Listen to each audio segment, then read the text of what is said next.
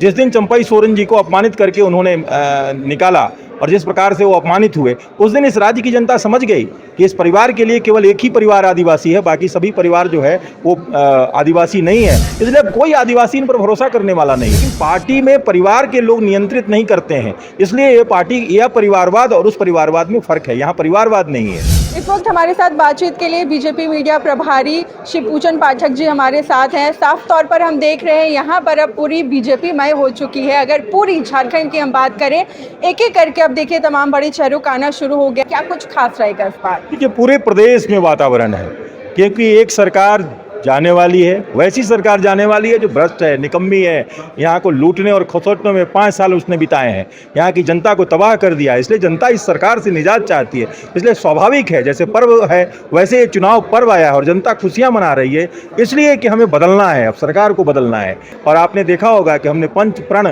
पहले घोषित किए हैं, जिसमें गोगो दीदी योजना है, हर लोगों को जो आवास देने की योजना है, युवाओं के लिए रोजगार की बात है, किसानों के लिए उसमें जो ये हमने प्रण किए हैं, उसके साथ हम और ये झारखंड के 25 वर्ष पूरे होने वाले हैं, तो 25 हम और संकल्प लेके आ रहे हैं। बिरसा मुंडा भगवान की 150वीं जयंती होने वाली है, इसलिए 150 संकल्प भी हम व्यक्त करेंगे। ये सारे चीज़ हमारे संकल्प पत्र में समाहित हैं और आप देखेंगे कि हम एक मजबूत भारतीय जनता पार्टी की सरकार, एनडीए सरकार, डबल इंजन की सरकार इस झारखंड में बनाएंगे और विकास के मार्ग को प्रशस्त करेंगे। सच जानना जरूरी है। आदिम जनजाति पहाड़िया समाज के हर घर तक हर महीने 35 किलो मुफ्त राशन पहुंचाने का काम भारतीय जनता पार्टी के नेतृत्व वाली केंद्र सरकार ने किया। मोदी सरकार में झारखंड के आदिवासियों को मिले अधिकार। रोटी बेटी माटी की पुकार। झारखंड में भाजपा सरकार। लेकिन सर, लगातार देखिए कल्पना सोरेन ये कह रही हैं कि बीजेपी जब 2014 में सरकार बनी थी,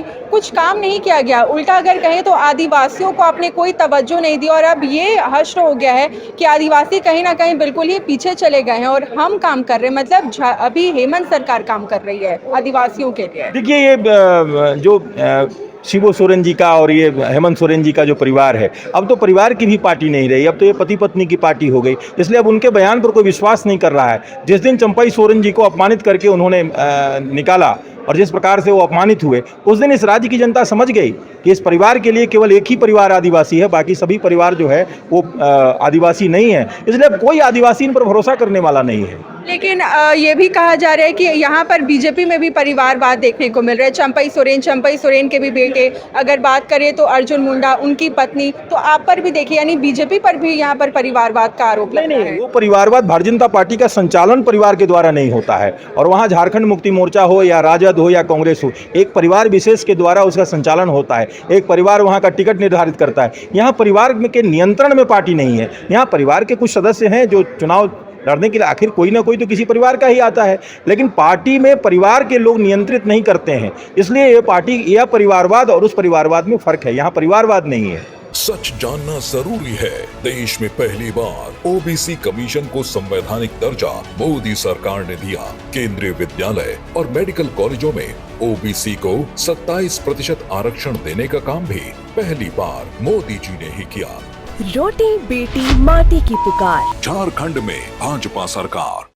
जी बिल्कुल, बहुत बहुत शुक्रिया। तो देखिए, साफ तौर पर यहाँ पर देखिए बीजेपी पर जितने भी आरोप लग रहे हैं परिवारवाद को लेकर, उसका जवाब आपने सुना। उन्होंने साफ तौर पर कहा कि बीजेपी में ऐसी कोई सीन नहीं है कि परिवारवाद या फिर परिवार के द्वारा यहाँ पर राज्य को चलाने का काम किया जा रहा हो, और यहाँ पर हेमंत सरकार में हम ऐसा देख रहे हैं। तो साफ तौर पर यहाँ पर आप देख सकते हैं चुनाव को लेकर बिल्कुल बीजेपी पूरी तरीके से तैयार है। यशवंत के साथ मैं रितिका, 99 न्यूज़ रांची।